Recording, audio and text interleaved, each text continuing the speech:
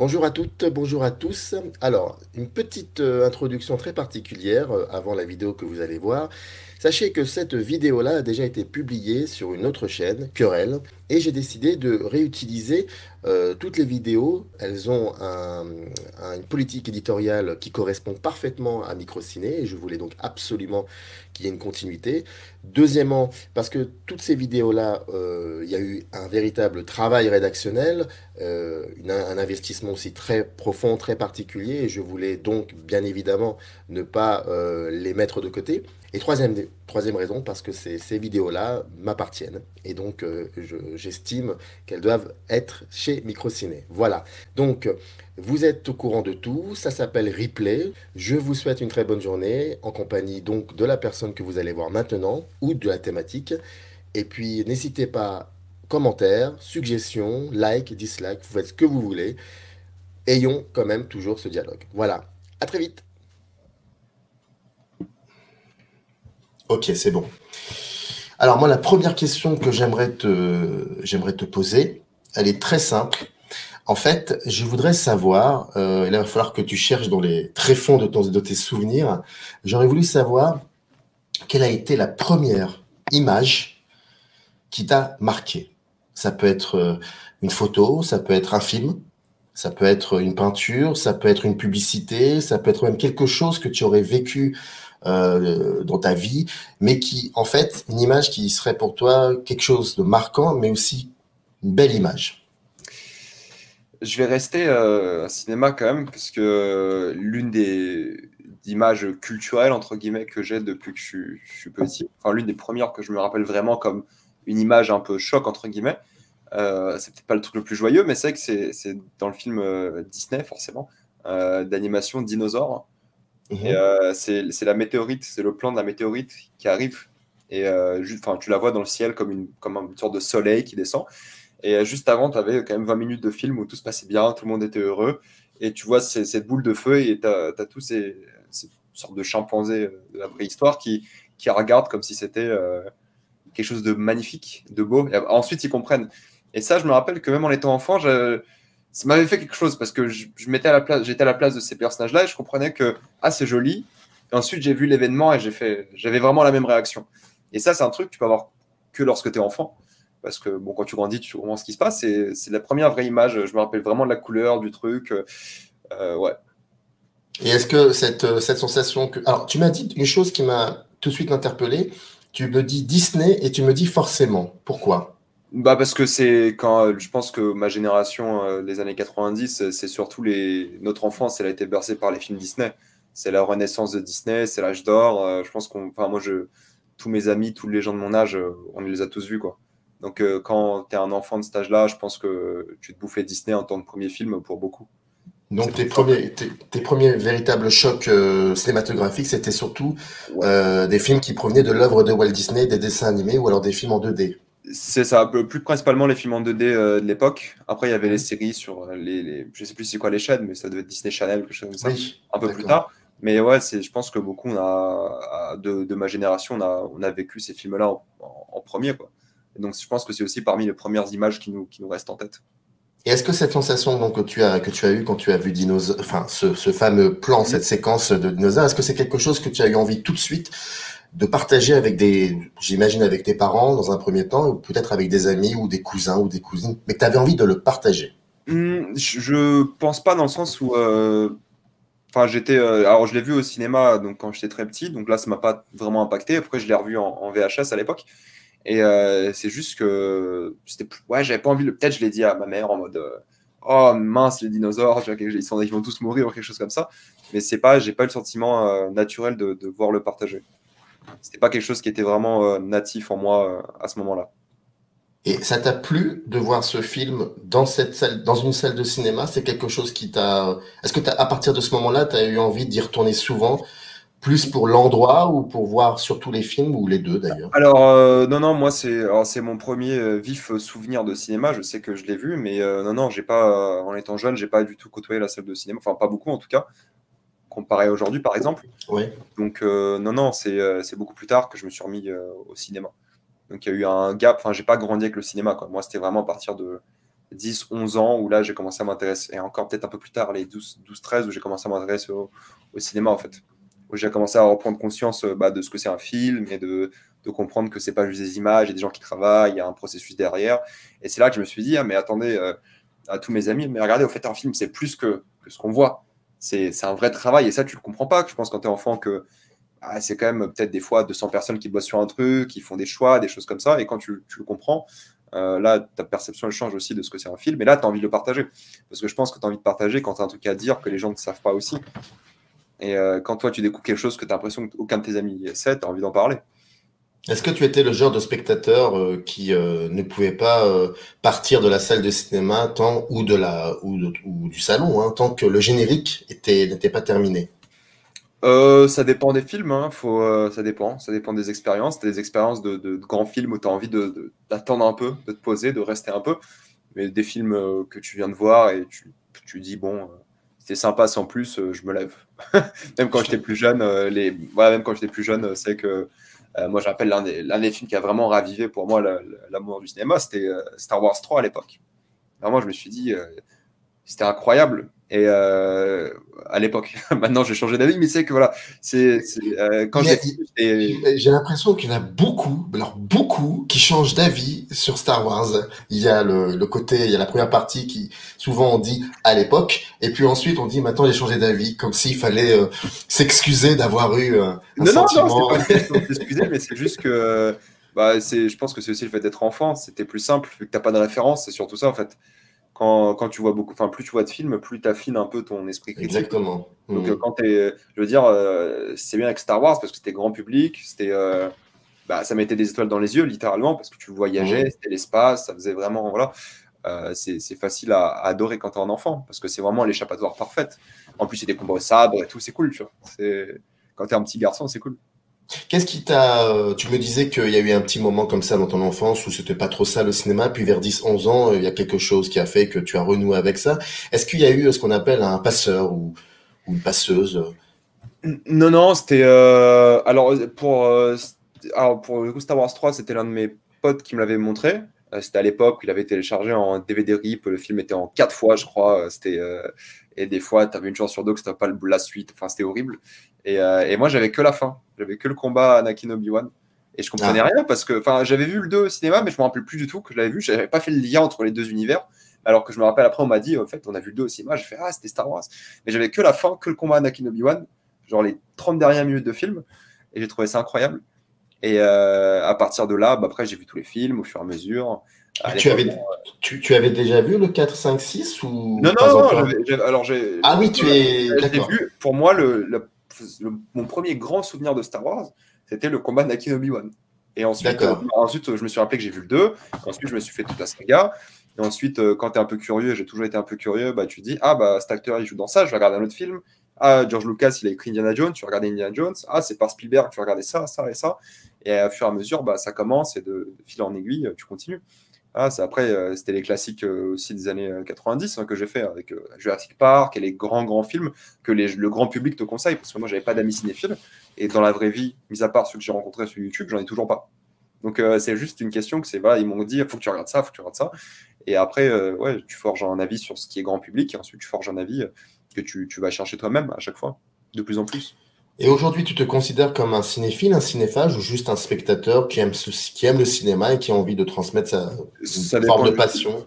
Ouais, ça dépend du degré d'intensité de ces mots. Cinéphage, oui, j'imagine par définition, je pense que tout le monde serait d'accord avec ça. J'aime regarder des films, j'aime regarder des séries, des choses comme ça, plus que la personne normale, ça c'est sûr. Mais si on prend la personne normale aussi, je suis cinéphile parce que je m'y connais plus qu'une personne normale. Mais si je prends des cinéphiles vraiment, je pense que toi, tu l'es beaucoup plus avec tes années d'expérience, c'est ça, c'est que je dois sûrement pas faire le poids. Enfin, si, par cette définition-là. Donc, ça dépend du degré, quoi. Ça dépend avec qui je parle et ça dépend de surtout ça, en fait. Pour mes camarades de classe, oui, je serais clairement cinéphile. Tu es un extraterrestre, même en quelque sorte, peut-être. Je n'irai pas aussi loin, mais... Il y a plusieurs styles de cinéphilie. Il y a le cinéphile qui collectionne, qui ne veut pas partager, qui voit le film et qui collectionne. Il y a celui qui voit le film pendant 1h30, 2 heures et pas le droit de parler, c'est le silence total. Et qui ensuite rentre chez lui et essaye de se remémorer, de se refaire le film, est seul.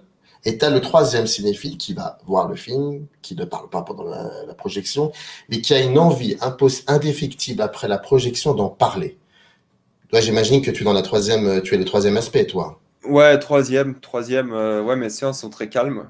Donc j'aime bien quand on est au cinéma, personne ne parle. Enfin, surtout de mon entourage. C'est pour ça que d'habitude, je vais tout seul en plus. En plus des problèmes d'organisation, c'est dur de. Voilà. Mais ouais, troisième. Mais c'est pour ça que j'ai commencé YouTube aussi, hein. C'est que bah, j'avais pas d'entourage qui parlait de cinéma. Du coup, je me suis dit, bon, bah, essayons YouTube, ça a l'air marrant. Et ouais, j'ai commencé. C'est tout. Donc j'avais cette envie d'en parler. Et après, ça part de là et tu continues, tu t'arrêtes pas parce que t'aimes bien, quoi. Et est-ce que tu as eu aussi à un moment le désir d'écrire quelque chose, d'en faire de la critique aussi, d'écrire de la critique? Bah, généralement, comme tout le monde, je pense que j'avais envie d'écrire sur Allociné parce que c'était le truc un peu en vogue. Mais Mhm. ça m'ennuyait parce que je voyais que les gens étaient bien meilleurs que moi.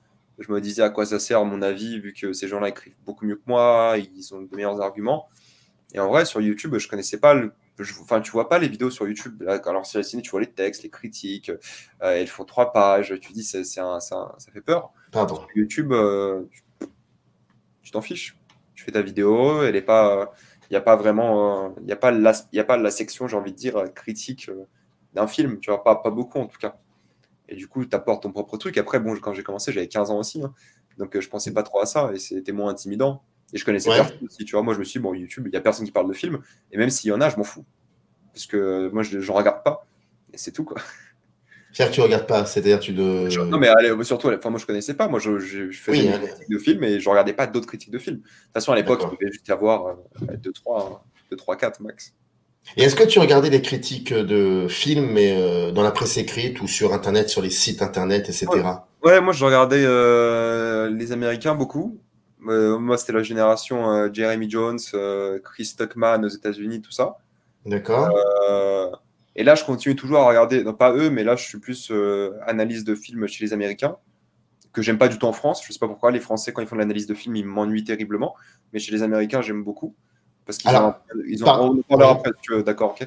Mais voilà, moi, ouais, je commençais avec eux et j'ai regardé Jeremy Jones et je me suis dit, mais attends, lui, il parle juste de films pendant 2, 3 minutes. Et en vrai, quand j'étais plus jeune, je me suis dit, putain, c'est génial. Et maintenant, quand je le regarde, je me dis, non, mais en fait, il dit rien pendant 2, 3 minutes. Il n'a pas le temps de dire. C'est vraiment. C'est le côté vraiment limite enfin, cliché de l'américain qui dit 2, 3 trucs. C'est bon et c'est parti. Mais c'était l'énergie que je voulais avoir aussi. C'était vraiment bah, entre potes, parler de films. Et c'est l'énergie que je pense que j'ai encore aujourd'hui, quoi. Sans Et, prétendre pour, plus. et qu'est-ce que tu reprocherais peut-être en général dans la critique d'ici, quoi, la critique française? Mais tu parles de la critique télé ou tu parles de la critique presse écrite hein, quand tu dis Ah que... non, non, moi je lis pas la presse écrite, ça, D'accord. parce que enfin, même quand je lis enfin, quand je vois les critiques de presse écrite, je vois qu'elles font une page, je me dis non mais tu peux pas parler d'un film en une page, même si c'est beaucoup plus pertinent qu'une vidéo de 20 minutes par exemple. Juste, je me dis non mais moi il me faut vraiment des exemples, il faut vraiment que j'ai envie d'aller en profondeur, enfin en profondeur, pas forcément d'un point de vue thématique, mais j'ai envie que ce soit plus long quoi. Et c'est que Mhm. le problème de ça, c'est que bah, la critique écrite aujourd'hui, il faut la lire. Et maintenant, je préfère les vidéos parce que je peux les écouter en faisant autre chose. Il y a D'accord. ça. Donc ça, c'est le côté pratique de la chose aujourd'hui. Et j'en ai jamais lu parce qu'en fait, bah, comment tu décides quelle est la meilleure critique écrite tu vois, comment tu décides en fonction de la personne, du journal, des choses comme ça. Alors que moi, sur YouTube, tu as le côté beaucoup plus personnel et tu peux savoir, bah, à cette personne-là, je m'identifie, c'est plus simple, je vois sa tête, il me parle d'un truc, ou j'entends sa voix, il me parle d'un truc. Tu t'attaches beaucoup plus et tu comprends beaucoup mieux ses avis et des choses comme ça. Et ça, Mais, c'est euh, plus mais c'est, satisfaisant. c'est quasi similaire entre la critique, si je peux me permettre, ce que font, enfin, la critique sur YouTube et la critique, que ce soit de la presse écrite ou de la télé, elle est similaire dans le sens où on est dans la subjectivité. Donc, tu Oui, disais que sur YouTube, tu sens le style, la personnalité ouais, c'est de, ça. Mais c'est mais ça, c'est c'est que comme, tu as un attachement. Enfin, moi, je m'attache plus à une vidéo quand je vois quelqu'un me parler que du texte sur une feuille, tu vois. C'est surtout ça. Par contre, si je vois ce texte sur Twitter avec son image, son nom, et là, je vois, tu sais, il prend 4 screenshots de son texte, là, je m'y attache beaucoup plus. Et là, j'aurais plus tendance à le lire, mais c'est aussi parce que je traîne plus sur Twitter, et du coup, j'ai plus tendance à m'arrêter sur un truc et le lire. Mais si je dois aller sur un site pour regarder le truc, la critique en soi, ça m'intéresse plus. C'est pour ça que je pense qu'aussi, il y a beaucoup de critiques presse écrite et même télé qui sont sur Twitter, sur autres, parce qu'ils savent que c'est là qu'on va les écouter. D'accord, C'est ça, et d'accord. c'est une question de facilité, voilà, un mélange de facilité et d'attachement. Et aujourd'hui, comment tu vois les choses, comment les choses ont évolué selon toi entre le moment où tu as commencé à faire de la critique en 2010, je crois, sur YouTube, Ouais, jusqu'à aujourd'hui? 2012, ouais, ouais. 2012, ça fait plus Mm. de 8 ans, c'est énorme, c'est pratiquement une génération. Ouais. Est-ce qu'il y a des choses est-ce que ça a évolué d'une manière positive ou négative selon toi, l'approche du Euh, cinéma, la manière de parler aussi du cinéma et de le transmettre, de transmettre cette passion, Écoute, moi selon toi? j'étais un peu en apnée YouTube, je voyais que ma chaîne jusqu'en 2017 à peu près. Et là, j'ai commencé à voir qu'il y a d'autres chaînes qui font des critiques de films. Et là que j'ai compris que j'étais en concurrence avec elles. C'est là que ça m'a motivé. Mais ouais, D'accord? c'est là que je peux pas vraiment te dire. Après, ce que j'ai remarqué beaucoup, c'est qu'à l'époque, ce qui dominait YouTube, le YouTube cinéma, c'était beaucoup les critiques, les avis. Et là, depuis le Covid, vu qu'il n'y a plus d'actualité, c'est plus les critiques, les avis qui dominent. C'est les analyses de films plus posées, avec plus de travail. Les gens ont plus de temps, sont plus friands de ça. Il n'y a pas d'actualité, il y a des trucs qui motivent les gens à regarder. Et on le voit, je pense que tous les youtubeurs actualité comme moi le voient aussi. Et je pense qu'il y a une évolution par rapport à ça. Mais en soi, il y a aussi beaucoup plus de youtubeurs cinéma maintenant. Beaucoup plus de femmes aussi, il y en a beaucoup plus. Et je pense que c'est aussi beaucoup plus dur pour des gens de percer, entre guillemets, de se démarquer. Et les gens qui se démarquent, c'est les gens qui font quelque chose de différent, quoi. Mais Alors, même en faisant quelque chose de différent, c'est tellement compliqué aujourd'hui. Parce qu'à l'époque, au moins, je veux dire, si j'avais mon âge et ma maturité quand j'ai commencé, ça aurait été beaucoup plus simple pour moi, je pense, de réussir à l'époque. Parce il y avait quoi? Il y avait Fossoyeur, Indepanda, Durendal, et c'est tout. Il y avait 3 personnes qui faisaient de la critique de films régulièrement et qui ont commencé à avoir un nombre d'abonnés important. Et forcément, comme les grands géants d'Internet, entre guillemets, c'est parce que c'était les premiers. C'est tout. Enfin, c'est tout. Enfin, c'est pas que c'est tout, mais voilà, ça aide énormément. alors tu imagines très bien que je n'ai pas pu voir toutes tes vidéos parce que ça aurait été T'abuses. quasiment impossible, T'abuses. j'imagine. Par Parce contre, que toi, t'as le canal. Non. par contre, toi, t'aurais pu voir toutes nos vidéos, ça c'est sûr et certain. Non, mais j'en ai vu pas mal et il y a quelque chose qui m'a frappé énormément à la première vision. Euh, c'est euh, c'est que tu épures complètement la forme de tes vidéos. C'est-à-dire, tu es là, debout déjà, tu n'es pas assis, et derrière toi, il n'y a pas le sempiternel, la sempiternelle bibliothèque où l'on voit les DVD et tout le reste. Et c'est très épuré. Voilà. Il y a toi, il y a ta parole, il y a un montage cut et quelques effets, mais vraiment très très peu, et c'est tout. Et c'est tout. Est-ce que ça, c'est quelque chose qui pour toi est fondamental dans ta conception de la transmission de ta passion? Est-ce que c'est fondamental? Non, non, parce que j'ai commencé avec un décor, comme tout le monde. Oui, oui, En fait, j'imagine.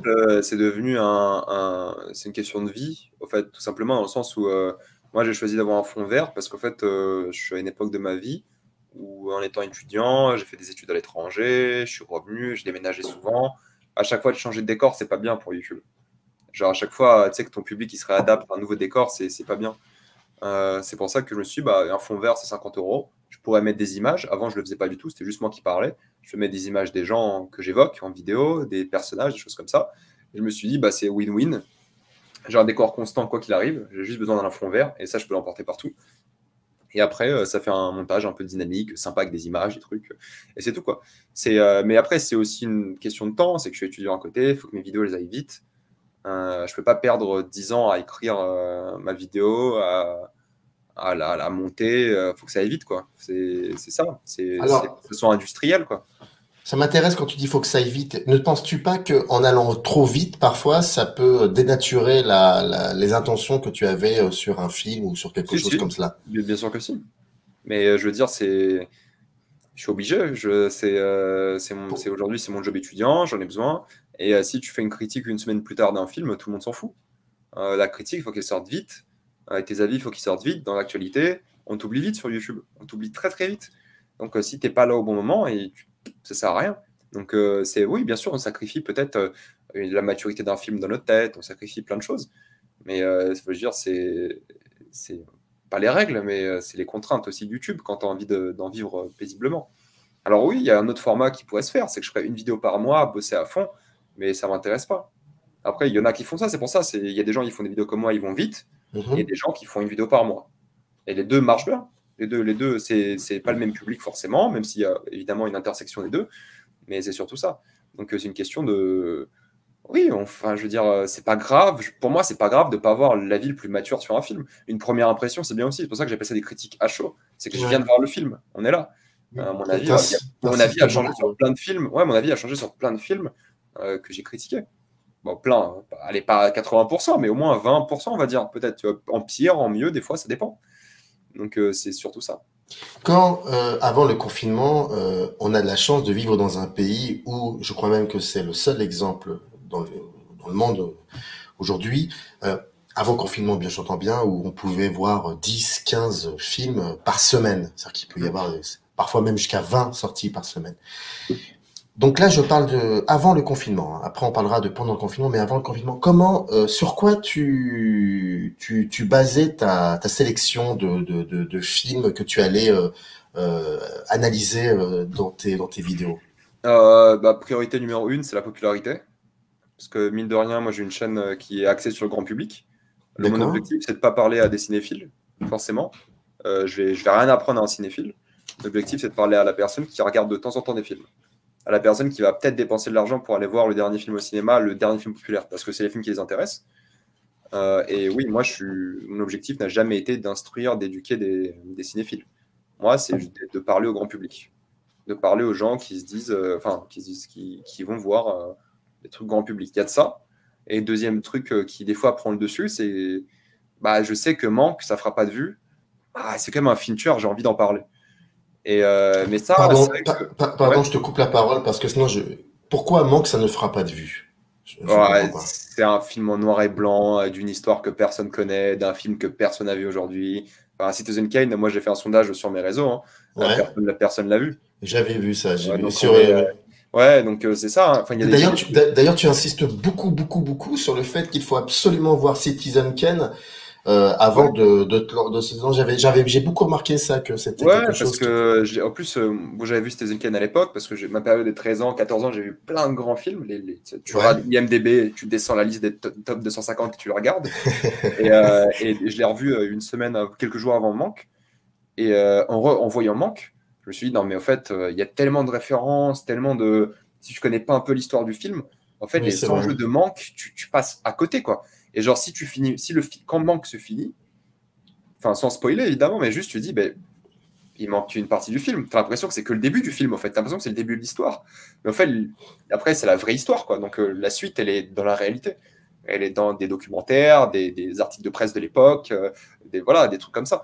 Et donc, et toi, tu penses que ce film comme Manque, pardon d'insister là-dessus, parce que moi, ça m'intéresse beaucoup, mais parce que c'est en noir et blanc, parce que ça parle d'une période peut-être un peu trop sous-estimée, ça ne plairait pas au grand public. En sachant que c'est David Fincher, quand même. David Fincher, il n'est pas grand public. On peut dire ce qu'on veut, mais je veux dire. Tu penses? Totalement. C'est quoi le film le plus connu de David Fincher? Tu as Fight Club, tu as Zodiac, tu as Gone Girl qui a eu un grand succès. Je dirais que pour le coup, ça serait Fight Club, Alien, parce que c'est la franchise, même si c'est pas mais le plus connu de la franchise, et peut-être un Benjamin Button. Oui. C'est ce genre de film-là. Parce que c'est vraiment des films plus axés, qui ont plus marché au grand public et des choses comme ça. Mais un Seven... Tu as Millennium aussi qui a marché, qui a bien marché. Millennium, pardon, excuse-moi. Millennium qui a bien marché. Je suis peut-être un peu trop... c'est peut-être ma génération aussi. Mais si je vais voir quelqu'un de mon âge, je lui dis, t'as vu Millennium de Fincher? Déjà, Fincher, c'est pas sûr qu'ils connaissent, de une. C'est pas un Nolan, tu vois. Nolan, ok. Nolan, tout le monde connaît. Enfin, allez, Nolan, Tarantino, tout le monde connaît. Tu as des noms comme ça, les gens connaissent. Et un Fincher, tous les cinéphiles connaissent, c'est sûr. Mais je fais un sondage dans ma classe, il y a peut-être même pas la moitié qui connaissent. Même pas la moitié qui connaissent, d'accord. Et moi, pareil, même dans l'entourage, je sais pas, des amis de ma famille, des choses comme ça, qui regardent pas des films, ils s'en foutent. Et c'est ça, donc il y a un Fight Club, ok, Fight Club, ça a beaucoup marqué, c'est un film culte, d'accord, ça, j'admets que Fight Club, il y a moyen que tout le monde connaît Fight Club. En plus, en fait, le film à twist, ça a tendance à plus plaire aux gens. Et puis, les gens, ils vont les voir. Et puis il y a aussi un autre film, d'ailleurs c'est honteux que je ne l'ai même pas dit là tout de suite, c'est Seven. Ouais, mais Seven, il est pas si connu. Tu vois, Alors là, non, je vais tomber là. non, mais pour te dire, Bon, Seven, je pense. Seven n'est pas connu. Tu vois, Seven est. Je pense pas. Honnêtement, de toute façon, les thrillers de base, c'est pas un genre de cinéma qui est grand public. C'est, mis à part quelques grands films cultes, hein, mais je pense D'accord. pas que Seven est aujourd'hui connu. Peut-être je me trompe, hein, peut-être on va voir des gens dans la rue, on dit Seven de Fincher, la majorité vont peut-être dire oui, mais je le vois mal. Tu vois, c'est pas un Forrest Gump. Forrest Gump, tout le monde a vu. Tu vois, c'est pas le Soldat Ryan. C'est pas Jurassic Park. Tu vois, je parle vraiment de ces grands piliers. Peut-être que je suis un peu réducteur de ce que je pense du grand public. Je pense, bah non, non, c'est très très bien. Moi, j'aime beaucoup discuter avec toi là-dessus. Mais je crois vraiment, sans vouloir être trop insistant, mais je pense que Seven, tu fais un sondage. Moi, j'espère. Je crois que celui-là, il est. Non, mais parce pardon, il a même lancé une espèce de, comment te dire. Il y a eu avec Seven, ensuite il y a eu toute une flopée de films qui étaient plus ou moins. Alors, je pense que si je lance un sondage sur ma chaîne, il y a de fortes chances. Bah, je vais le faire, hein, après cette interview, je vais le faire, on verra. Ah, ça m'intéresserait. Vraiment, ça m'intéresserait. Je pense qu'on sera sur du 55, 60 de vues. Et encore, là, je pense que je suis optimiste. Mais après, moi, j'ai quand même les gens qui me suivent sur les réseaux, ils sont un peu plus intéressés de cinéma que ceux qui me suivent que sur YouTube, tu vois. Mais après, bon, encore, ça reste des gens qui suivent quelqu'un qui parle de cinéma, donc c'est moins le grand public, tu vois. Ça reste quand même des gens un peu plus curieux. Donc peut-être ils l'ont vu. Mais bon, après, bon, là, c'est un débat, on n'a pas de preuves, on n'a rien. Donc, mais juste pour dire que même, voilà, c'est. Ouais, David Fincher, là, ça aurait été Nolan qui aurait sorti un film en noir et blanc. Même là, j'aurais dit, c'est compliqué. Il suffit de voir Tenet. Hein. Tenet, les gens sont allés le voir en France beaucoup. Oui. Bon, il y a le Covid, tout ça, évidemment, mais tu vois, Dunkerque, pareil, c'était pas un énorme succès pour ce que c'était. C'était pas un. Alors, tu vois, c'est The Dark Knight, Inception, et des choses comme ça qu'on va se rappeler de Nolan. C'est des trucs, voilà. Mais encore une fois, parce que d'un côté, tu as une franchise, de l'autre côté, tu as un film à twist. Les films à twist, ils cartonnent chez le grand public. Parce qu'ils se disent, c'est un truc que tu as envie de partager. Un film à twist, moi, j'ai plein d'amis, de mes parents, des choses comme ça. Ils me disent, faut que tu regardes ce film, la fin, elle va te mettre, tu vois. Et ça se partage beaucoup. Ça se partage beaucoup. Shutter Island, ça cartonne. C'est ultra connu, Shutter Island. Pourquoi ? Pas parce que la qualité du film ou Scorsese. Tu demandes qui a fait Shutter Island à la majorité des gens, ils ne savsavent pas du tout. Et encore. Oui, enfin bon, après ça, c'est pas, oui, voilà. Mais oui, tu vois, faut vraiment, c'est des films Raging Bull. Personne connaît, enfin, les gens de ma génération, personne connaît. Tu vois, le Wall Street, là, oui. D'accord, oui, mais c'est tout à fait normal. Je pense que c'est logique. Bien sûr. Oui, bien sûr, c'est logique. Et plus on avance, moins des films comme La Liste de Schindler sont vus.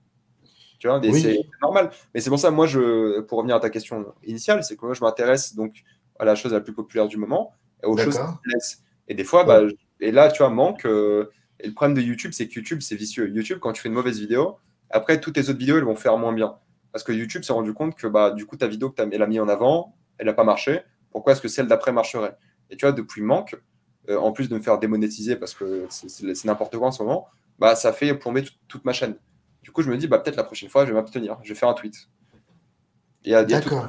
Parce qu'après, moi, je dépends aussi financièrement de YouTube. Donc, pendant encore 1 an et demi, tant que je suis étudiant. Mais tu vois, donc, j'ai pas encore cette liberté où je peux faire ce que je veux. Mais après, ça va aussi parler de grand public parce que tu as un autre point de vue où je me suis fait sur le grand public. Donc maintenant, c'est aussi du respect de leur donner pour la raison, pour ce qu'ils sont venus, en fait. Et c'est pour ça qu'il faut trouver des moyens de s'adapter pour parler d'autres choses. Mais c'est difficile sur YouTube, c'est difficile. D'accord. Donc en fait, tu es conscient que tu parles d'un certain cinéma qui donc plairait au grand public, mais qu'il y a d'autres. Je pose cette question parce que j'avais vu récemment une ancienne vidéo, je crois qu'il datait il y a 2 ans, je crois, ou 3 ans, de Zoltan. Voilà, Zoltan qui vous avait réuni, toi et d'autres youtubeurs, d'autres critiques. Et il avait eu cette idée géniale parce que très simple, à savoir d'imaginer que suite à je ne sais quel événement mondial, il fallait choisir un réalisateur par pays. Ouais. Je trouvais ça génial comme idée. Et bon, bref, à la fin de cette émission, il a eu une conclusion qui m'a beaucoup intrigué, à savoir qu'il s'était rendu compte Il le dit d'ailleurs lui-même, il dit, je me suis rendu compte que je ne voyais pas beaucoup de films internationaux, juste que quelques films et qu'il regrettait ça. Et je me suis dit, mais tiens, c'est peut-être, et c'est pour ça que je te pose la question, est-ce que toi, c'est quelque chose que tu souhaiterais peut-être quand tu auras plus de liberté, parce que tu as insisté sur ce mot-là, à savoir peut-être aller, tu me disais, tu es curieux d'aller voir un peu ce qui se passe ailleurs, parce que j'avais remarqué que durant cette émission, en vous écoutant, il n'y a pas de cinéma, par exemple, en Afrique. Vous n'avez pas Ouais, mentionné un seul. Et ouais, ça m'a bien fait rigoler. ouais. Et c'était un peu quand même l'Égypte, qui est quand même le pays où il y a plus de production qu'aux États-Unis. Ou Ouais. l'Inde, par exemple, vous l'avez pas mentionné. Mais moi, c'est pas grave, ça, je m'en fous. C'était ce qu'il avait dit, Zoltan, et je trouvais ça très intéressant parce que c'est très humble de sa part. Et voilà, c'est pour ça que je te pose la question. Bah, écoute, je pense que ça dépend beaucoup des affinités. Et ça, en fait, ça dépend de plein de trucs. Ça dépend de ce que tu as envie de voir. Le truc, c'est que moi, je suis dans une optique où il y a tellement de grands films que j'ai toujours pas vus que j'aurais pas la curiosité dans mon temps libre, quand je fais pas YouTube, hein, d'aller voir un film indien qui est peut-être bien. Alors, si c'est un film indien culte classique, là, j'aurais plus de chances d'aller le voir. Mais je préfère aller voir des films cultes que j'ai pas vus de tous les pays. Et pour te donner encore un exemple, là, je travaille sur un format de vidéo qui s'appelle 5 films à voir. J'ai sorti un Ouais, épisode. Même là, je suis un peu obligé de mettre des films ultra connus, parce que bon, c'est un peu le but, c'est vraiment des films à voir dans sa vie. Voilà. Et donc là, je suis en train à chaque fois d'avoir une sorte d'équilibre, dans le sens où il me faut au moins un film connu, que les gens peuvent déjà reconnaître sur la miniature, que les gens peuvent dire, ah, je connais celui-là, et ensuite avoir peut-être un film un peu moins connu. Pour te dire, j'ai fait un sondage sur In the Mood for Love. J'ai ouais, eu 7% des gens qui l'ont vu, tu vois. Et ça, je voulais le mettre dans ma vidéo qui sort demain. Moi, j'ai pas eu le temps malheureusement parce que j'ai choisi un autre film. Enfin bref, mais il sera sûrement dans celle d'après, In the Mood for Love. Et je me dis, bah, je vais caler celui-là entre un parrain, tu vois. Parce que, et encore, oui, parrain, je sais pas combien de gens l'ont vu. J'ai fait un sondage sur ça. Enfin bref, il faut un équilibre donc pour YouTube. Mais après, pour ma vie, moi, je suis curieux de base, mais c'est juste que bah, ces films-là, ils sont moins recensés aussi, quoi. Et c'est bête, mais que une personne me dise que ce film est génial, ou que 1000 personnes me disent que Scarface est génial, bah, j'aurais plus tendance à aller voir Scarface. d'accord. Et c'est une question de temps. Après, des fois, tu sais, j'ai envie de voir un film un peu moins connu. Je me dis, bah tiens, ça, il y a une personne que j'aime beaucoup qui m'a dit que ce film est bien, mais c'est à l'affinité, encore une fois. C'est parce que cette personne-là me l'a dit que ça va m'intéresser. Mais là, tu vois, sur IMDb, j'ai une liste des films à voir. J'en ai 1600, je crois. Tu vois, c'est tous les films qu'on m'a conseillé une fois, et après, je lance la liste. Et ce qui se passe, c'est que je prends toujours l'un des plus cultes, parce que je me dis, ah merde, celui-là, je ne l'ai pas vu, il faut que je le voie. Et le pire, c'est que dans cette liste-là, j'ai encore des films que je n'ai pas vus depuis longtemps, que je veux revoir pour me reforger un avis, parce que quand je vois un film à 13 ans, et maintenant j'en ai bientôt 24, bon, Oui, voilà. bien sûr, les Donc, choses. Citizen Kane, le revoir, première fois que je l'ai vu, je me suis ennuyé à mourir. Deuxième fois que je l'ai vu, j'ai compris, tu vois, j'ai compris le film. D'ailleurs, ça m'a surpris que quand tu as fait une vidéo sur Manque, et le fait que dans la vidéo tu parles souvent de Citizen Kane, je me suis posé la question, mais je pense que c'était volontaire de ta part, pourquoi tu n'en as pas profité pour faire une vidéo sur Citizen Kane? Ça perd, tout le monde s'en fout. Si les D'accord. gens s'en foutent de. Enfin, je suis désolé de parler comme ça, mais si les gens s'en fichent Ah de non, non, manque, mais t'es si les libre, gens y a s'en pas de fichent, souci. si les gens s'en fichent de manque, ils vont s'en ficher. Enfin, rien à faire de Citizen Kane. Tu vois, moi, les D'accord. critiques de vieux films que j'ai fait, qui ont marché, c'est vraiment des films ultra cultes. Tu vois, j'ai fait Truman Show, j'ai fait Inception, j'ai fait Interstellar, des trucs ultra récents, populaires, parce que mon audience, elle connaît les films populaires. Et bah, c'est le mélange, voilà, c'est le mélange un peu business, c'est le mélange de ce que tu peux faire, quoi. Voilà, et Donc, tu as peur de déstabiliser ton public, en fait, si tu lui proposes quelque chose. Mais c'est même pas que je le déstabilise, c'est qu'ils s'en fichent. Ah, C'est d'accord. pas une question de déstabiliser, c'est juste ils voient, ah, c'était une... tu sais, ils voient la notif, ils font, bah, je m'en fous. Tu vois, ils ont pas, en D'accord. fait, le truc, c'est qu'il faut les piéger, entre guillemets, pour, euh, pour, euh, pour les intéresser pour voir un film. Si c'est le but, hein, moi, je dis pas que c'est. Moi, le but, c'est que les gens, tu vois, vu que je m'adresse au grand public, vu mes sondages, je vois bien que si je motive quelqu'un à voir Les Évadés, je sais que pour un cinéphile, bah, tout le monde s'en fout. Tu vois, un cinéphile, il s'en fout, il a vu forcément. Bah, tu vois, Les Évadés, il y avait 55% des gens qui l'ont vu. Après, j'ai reçu plein de messages qui m'ont dit Les Évadés, c'est trop, trop bien. Tu vois, Hmm. et c'est ça que je veux, moi. Je veux pas que les gens. Enfin, c'est pas que je veux pas, mais mon objectif, c'est pas d'aller conseiller le petit film indien, africain. C'est cool si j'ai l'occasion de le faire sur Twitter et tout. Mais le fait de faire une vidéo, si la vidéo fait 3000 vues, ça sert à quoi? Ça aide qui? Ça aide peut-être 10 personnes qui vont avoir la curiosité. Tu vois, c'est ça le truc, c'est que manque. Tu vois, je dois être à 7000 vues, 8000 vues. Bah, c'est les gens qui ont vu le film, j'imagine, déjà, sûrement. Et c'est dur d'intéresser quelqu'un juste avec une critique à chaud. C'est pour ça qu'il faut trouver d'autres formats pour intéresser. Et c'est le Après, but de YouTube, c'est que moi, je me suis fait sur ça. Et ouais. c'était. Enfin, voilà, je me suis fait sur ça et c'est comme ça aujourd'hui. Et c'est l'équilibre qui est difficile sur YouTube. C'est de comprendre comment tu peux. Si tu le veux le faire, hein, voilà, c'est chacun. Ouais, Je bien sais qu'il y a des sûr. gens, il y a des YouTubeurs, ils veulent à fond inciter des gens à voir des petits films. Mais moi, je me dis, mais attendez, les petits films, c'est très bien. Mais il y a tellement de gens qui n'ont pas vu les grands films, il faudrait aussi que quelqu'un les incite à voir les grands films parce que c'est pas forcément quelque chose que les gens ont fait. Et je le vois. Et ça, les sondages, pour moi, c'est génial parce que je comprends de mieux en mieux les gens qui me suivent. Et c'est top parce que je me dis, non, mais attendez, vous êtes 20% à avoir vu Citizen Kane. Essayez, tu vois. Et je vais en parler un peu dans Manque, peut-être. Et d'ailleurs, il y a des gens qui m'ont dit, j'ai vu Citizen Kane après Manque. Ils m'ont dit, j'ai pas aimé, j'ai aimé, tu vois, des choses comme ça. Ouais, bien Je sûr. sais pas pourquoi, ils m'ont dit, je sais pas pourquoi toi t'aimes Citizen Kane parce qu'en vrai, c'est chiant. Je dis, ouais, je comprends, mais voilà, c'est ça. C'est pas. Qui est ton film de l'année d'ailleurs. Manque, ouais, pour l'instant, ouais. Ouais. Ouais, j'ai À, adoré, moi, j'adorais. Je l'ai pas revu encore, faut que je le voie avant la fin d'année si j'ai le temps, mais ouais, j'étais. à partir de combien de vues tu estimes que ta vidéo est réussie? En Moi, c'est moyenne. pas. En moyenne, hein. Ouais, 20 000. Bah, pas réussi. Je dis minimum syndical, c'est 20 000. 20 Syndical. 000. Ouais, 20 000 pour moi, je me dis, bah ouais, ça va. En dessous, je me dis, c'est pas un sujet qui intéresse, je l'ai mal faite, j'aurais pu amener ça un peu mieux. Et au-dessus de 30 000, je me dis, là, il y a quelque chose, tu vois. Il y a les gens, ils sont curieux d'aller voir ça et tout. Mais après, tu vois, il y a un an, c'était pas 20 000, c'était 5 000, 10 000. C'est en fonction de.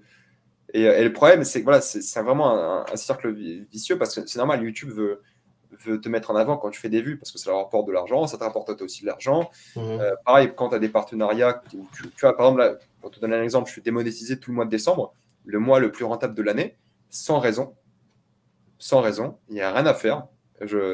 Mon network peut rien faire, YouTube me dit rien du tout.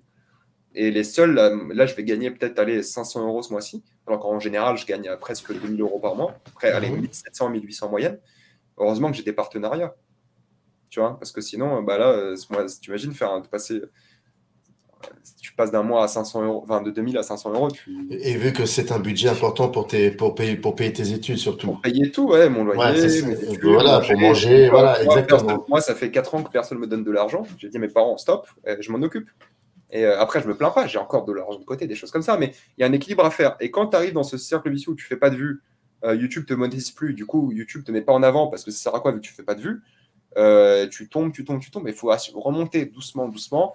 Et les partenaires, même si tu as 140 000 abonnés, s'ils voient que ta moyenne de vues c'est 15 000, ils se disent, oula, on va pas le payer autant, on va pas lui demander, on va trouver d'autres personnes. Donc Et les gens qui disent que YouTube c'est pas compétitif, c'est faux. YouTube c'est ultra compétitif. Enfin, si tu veux en vivre, voilà. oui. C'est pour ça, moi, quand j'aurai mon master, et si je ferai encore des vidéos si j'ai le temps, là, je me dis, bon, bah, que ça fasse 10 000 vues ou 5 000, j'ai un salaire, c'est cool. Il y a eu toute cette période de confinement, d'ailleurs qui n'est pas encore terminée officiellement, mais quand elle sera terminée, comment tu envisages bah, le quotidien, les vidéos sur YouTube? Est-ce que tu penses qu'il y a quelque chose qui aura changé? Parce que là, ça fait quelques mois que, effectivement, parce que les salles de cinéma sont fermées, l'actualité cinématographique est tombée à plat, donc il faut absolument trouver des idées pour pouvoir faire des vidéos. Est-ce que tu penses qu'après, il y a quelque chose qui aura changé, une autre manière de voir les films, une autre manière de transmettre aussi, comme tu disais, la passion du cinéma? Est-ce que tu y penses à l'après? Non, l'après, c'est l'avant, hein, pour moi. Dans le sens où c'est l'avant avec des trucs en plus. C'est que moi, je vais reprendre les critiques de films au cinéma, et ça marche toujours, hein. Quand je fais des critiques d'actualité, ça marche, que ce soit Mulan, Adieu les cons, qui était un Drunk, je fais 20 000 vues aussi. Tu vois, il y a tu vois, un film danois qui marche, c'est cool sur une chaîne YouTube comme la mienne. Moi, je trouve ça cool. Même si c'est un film Ouais. bon, populaire pour pas mal de personnes, c'est cool. Donc, non, ça va revenir. Bah, c'est le cinéma, quoi. Moi, je suis dépendant du cinéma. Moi, je suis vraiment.